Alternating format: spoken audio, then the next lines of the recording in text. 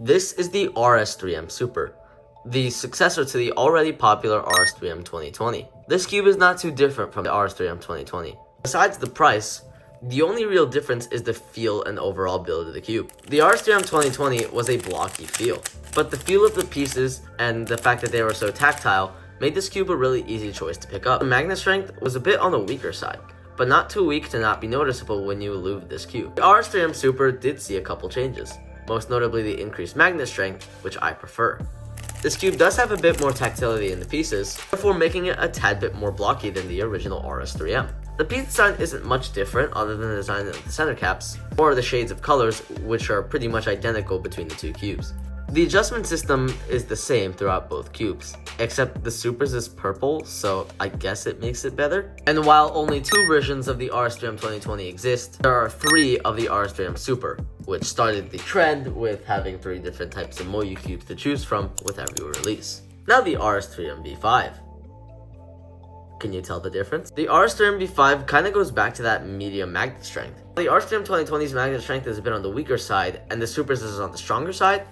The V5 kind of finds a medium between both strengths, and it's noticeable, but it does not hinder the performance whatsoever. Again, the adjustment system is identical to both cubes, but there is kind of a different approach with the feel of the cube.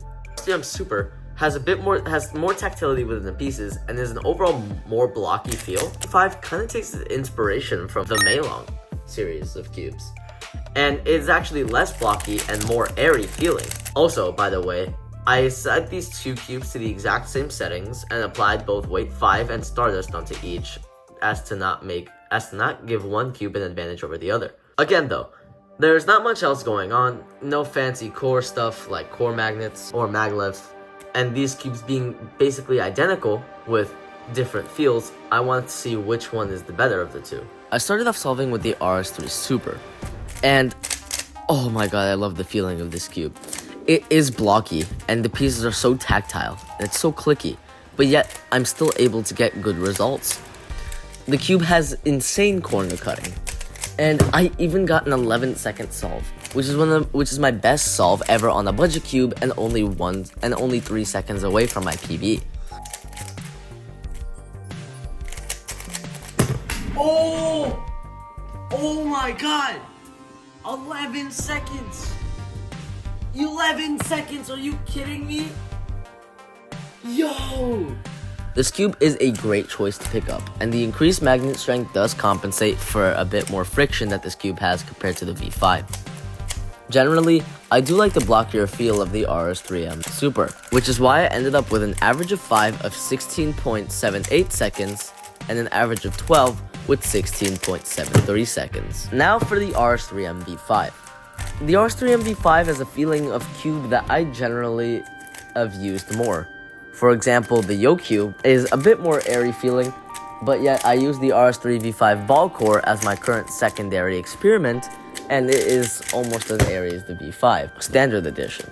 But this cube is really good. It does have weaker magnet strengths, which I don't particularly prefer, and I like the Super stronger better. But I did manage to perform pretty decently at this cube. Granted, unfortunately not as good as the RS3M Super. In all fairness, I did know the feel of the RS3M Super first, as it was my secondary at some point, and it is my favorite budget cube.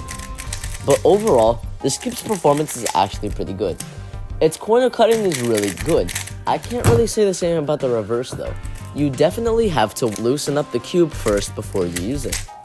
Other than that, I got pretty decent results, and ended up with a 17.40 average of 5 and a 17.71 average of 12.